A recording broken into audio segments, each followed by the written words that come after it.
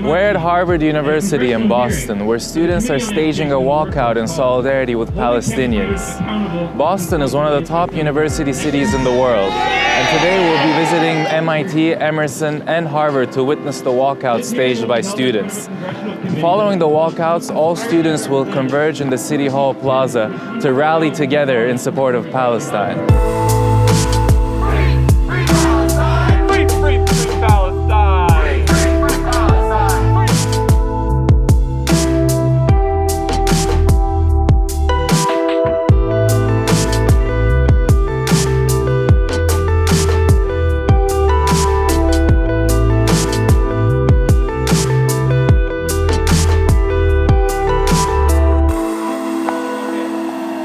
Can you tell us about your organization and why you guys have gathered here today?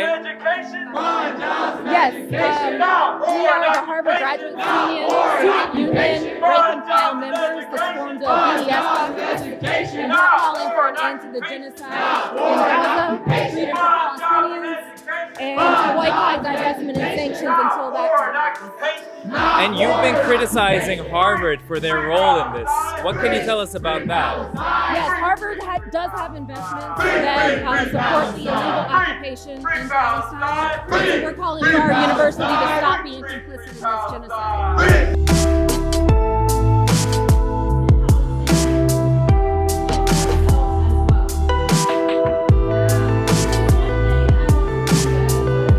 Our second stop is Emerson College. As Israel has increased its bombardment of Gaza, campuses have become a metaphorical battleground for activists.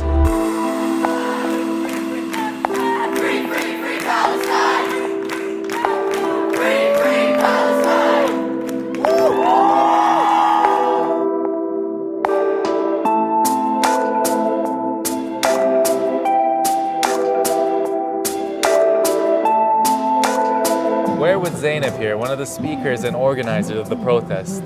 As a media student, what do you think about the coverage of the conflict so far?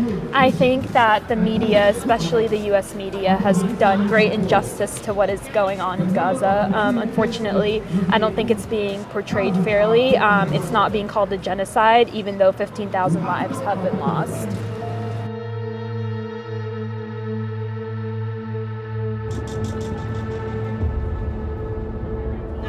We're at our third stop at MIT, where students are continuing to walk out of their classrooms to take part in the protests in the streets.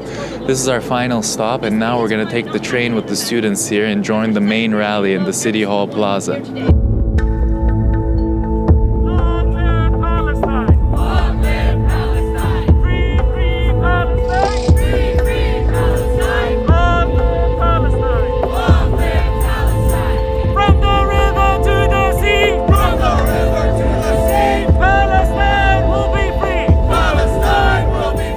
Especially at MIT, we've heard that some students were threatened with suspensions because they demonstrated for Palestine. We've heard you're not allowed to demonstrate in some parts of campus. Can you tell us a bit about that? Do you fear any repercussions yourself? Yeah, so on November 9th, when we had a peaceful demonstration, we were attacked by counter-protesters. And the peaceful protesters ended up ones being handed suspension letters. However, the people remained steadfast. We were unwavering in our support for Gaza, and we stayed the whole time, even though the administration tried to use fear tactics to disperse us. So right now, we're fighting MIT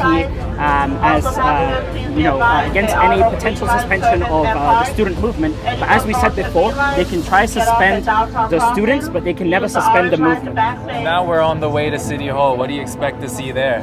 Well, we expect to see hundreds or even thousands of students out there gathered, and not just students, but people from the community.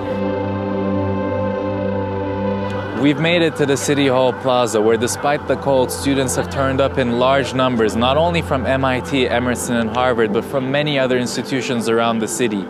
And also the crowd here, I can tell you, is very diverse. You have Muslims, Jewish people, you have people from all around the world gathering here together in support of Palestine.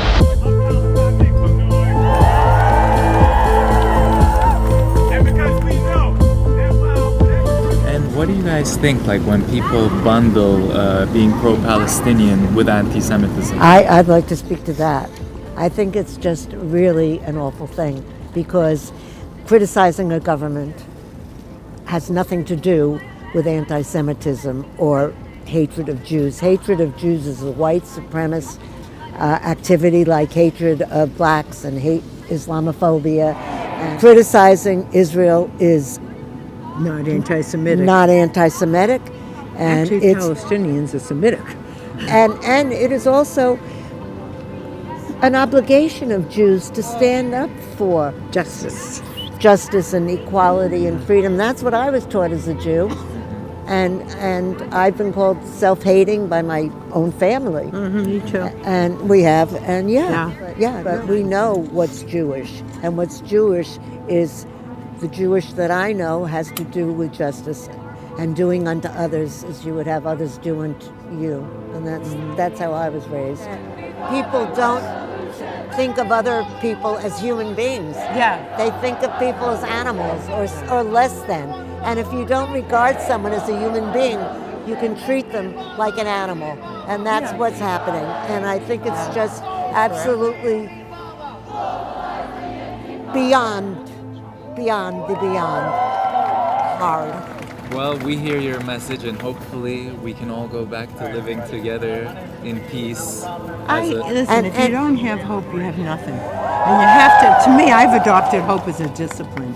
So, it's But- so important to believe that, to But- hold on to that, Yeah. and the possibility for change. But peace with justice, not peace with It justice. doesn't mean anything Yes. without it. It's not peace without it. Of course. Thank you so much. Thank you.